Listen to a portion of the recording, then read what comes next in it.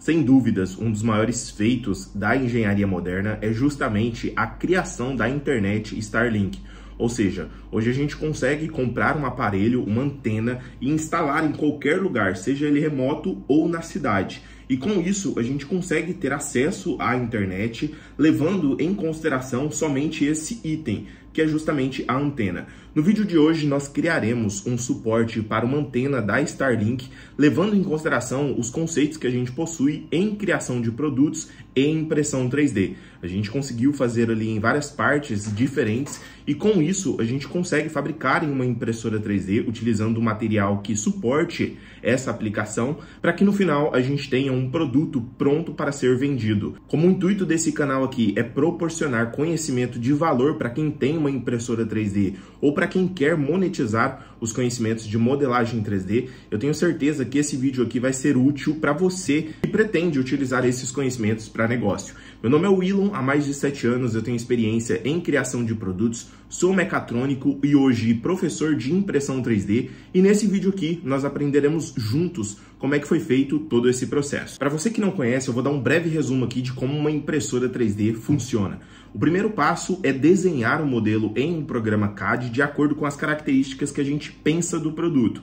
Depois disso é feita uma otimização, ou seja, a gente modifica esse produto no programa CAD para que esse produto ele seja fabricado na impressora 3D, levando em consideração todos esses detalhes e também o tempo de impressão 3D, ou seja, com essa otimização a gente consegue gastar menos tempo de produção e menos material no produto para que ele fique o mais otimizado possível para a venda. O tipo de matéria-prima que a gente utiliza para fabricar os produtos na impressora 3D são diversos, tá? A gente consegue utilizar PLA, PETG, ABS, vai depender exclusivamente da aplicação que você quer colocar no produto para que você selecione aí o melhor tipo de material. Nesse produto, não é esse daqui, essa aqui é uma peça exemplo, inclusive é uma peça aí que a gente vai entregar aí segunda-feira para o nosso cliente, e o produto que a gente otimizou para sanar aí essa demanda foi justamente esse daqui, onde a gente colocou ali todas as características físicas do produto, levando em consideração a antena original. Eu trouxe ela aqui para o meu escritório, tirei todas as medidas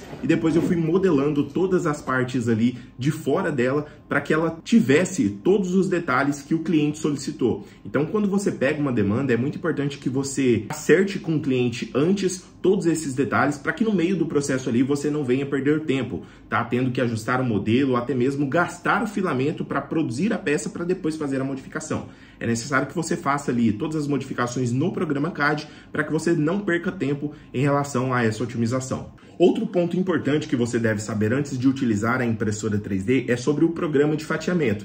Então você consegue utilizar aí o Prose Slicer, o Ultimaker Cura, o Orca Slicer, que são programas onde você consegue ali fazer a programação da sua peça para que ela seja fabricada na impressora 3D, levando em consideração ali toda a movimentação que você configurou dentro do programa. Então se você quer quantidade de linhas específicas na parede, quantidade de preenchimento, que é justamente a quantidade de material que vai dentro da peça, a quantidade de base, teto, suporte, tudo você consegue configurar ali. Depois de configurar a sua peça, é onde a gente coloca ali no cartão de memória para impressão 3D. No caso desse produto, a gente teve que fazer a modelagem 3D dentro de um programa. A gente utilizou aqui o programa Fusion 360, que é um programa que disponibiliza para a gente todas as ferramentas necessárias ali para colocar a característica em 3D com material dentro da peça. Então a gente consegue fazer ali a retirada, consegue fazer furos, consegue fazer modificações e no final do processo vai servir para que essa solução ela funcione. Então depois de falar aqui do tipo de material, do processo de fatiamento e do CAD, a gente vai visualizar aqui na tela como é que esse produto ele foi feito.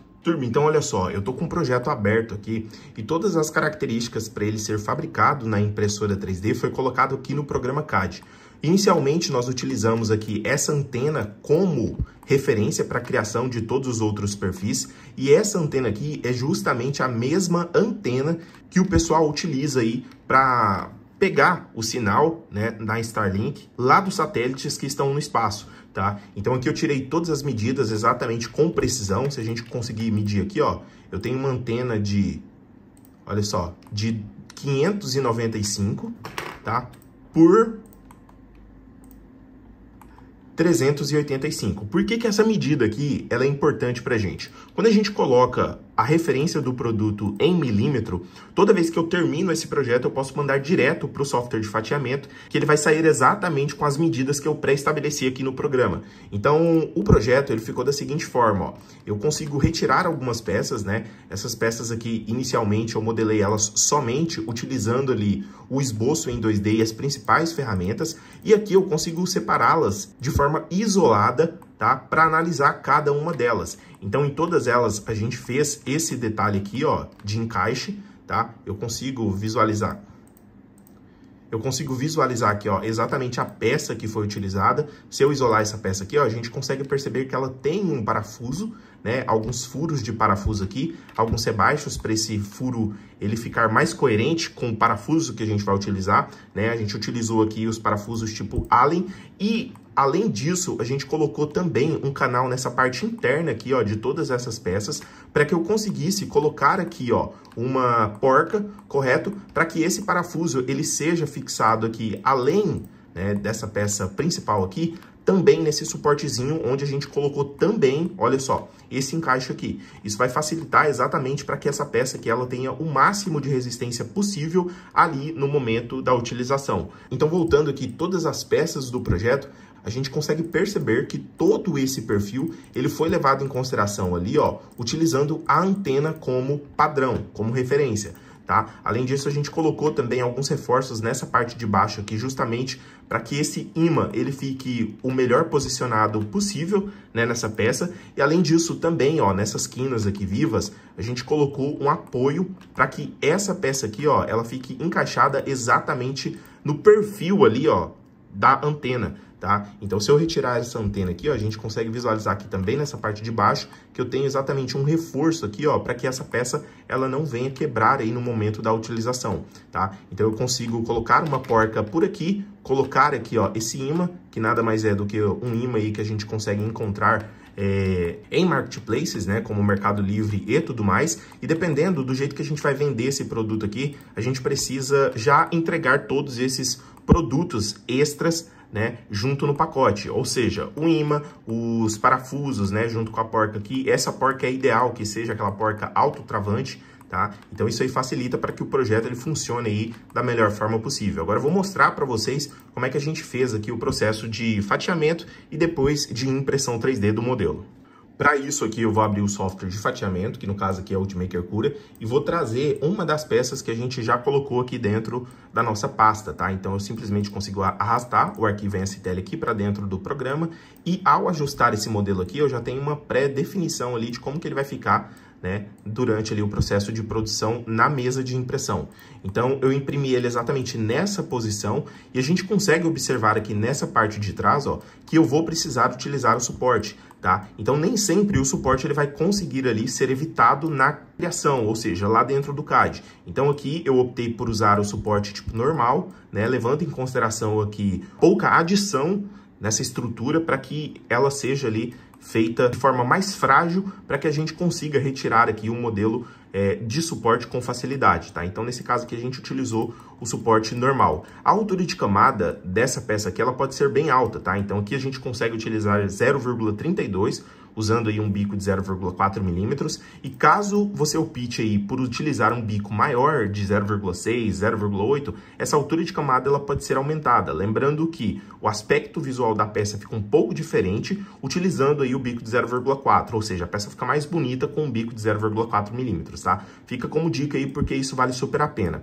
Aqui em cima, ó, nessa parte aqui do suporte, é necessário utilizar aqui a interface do suporte, tá? Onde que eu posso alterar isso aqui? Vindo aqui dentro das configurações, eu posso vir aqui dentro de suporte e aqui nessa parte de baixo, ó, eu tenho essa opção, olha só, interface do suporte, tá? Essa interface aqui, ela deve estar acionada porque entre o teto do suporte e a base da peça, que seria isso aqui, né, a primeira impressão ali da peça depois do suporte, ela faz uma pequena espessura ali de suporte, ou seja, essa é a interface do suporte.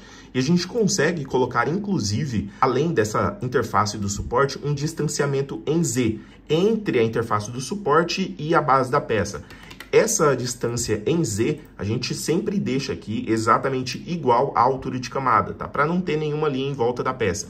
Então, sempre essa distância aqui em Z do suporte, você vai utilizar a mesma que você está utilizando aqui, ó, em qualidade, beleza? Se você estiver utilizando 0,32, lá em distância em Z do suporte, você consegue também colocar essa mesma distância, tá? Então, você pode vir aqui, ó, 0,32 milímetros para não ter erro, tá? Então, essa daqui é as principais configurações que a gente utiliza para essa peça aqui. Você consegue utilizar aí entre 4 e 6 linhas de parede. É importante ter uma espessura maior para que essa peça aqui ela saia resistente, né? E no mínimo ali de 20 até 30% do preenchimento. O tipo de preenchimento que a gente pode utilizar nessa peça aqui, por ser mecânica, pode ser essa daqui, ó. Então, eu posso vir aqui, ó, dentro de preenchimento e acionar o tipo grade, que é o mais recomendado aí para peças mecânicas, beleza? Essa daqui é a parte do fatiamento, então vamos ver ali como é que fica a peça pronta para que eu mostre para vocês aqui o resultado, beleza? Lembrando que se você está curtindo esse vídeo, gosta de conteúdo, modelagem, impressão 3D, deixa o seu like para fortalecer esse canal. Se você não é inscrito, se inscreva para você receber novos conteúdos aqui relacionados a esse tema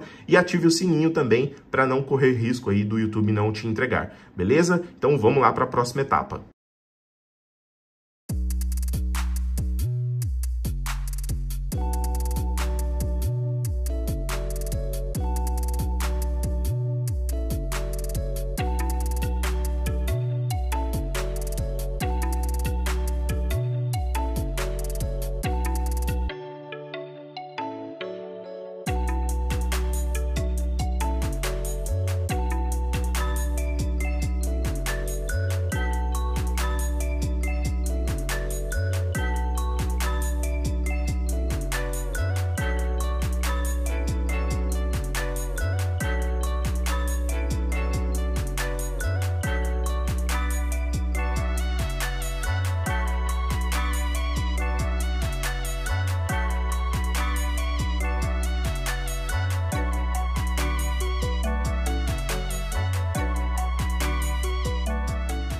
Esse daqui foi mais um processo de modelagem e impressão 3D. A gente criou essa estrutura aqui do zero, levando em consideração os produtos que já existem, e com uma impressora 3D aqui de entrada, de bancada, você já consegue iniciar os seus próprios produtos. Lembrando que nós temos um curso para iniciantes, curso avançado também, caso você tenha interesse em se qualificar, ser um melhor profissional aí da sua região. Eu vou deixar um link aqui embaixo onde você consegue conhecer os nossos treinamentos para fortalecer você aí, beleza? Um abraço e até o próximo vídeo. Valeu!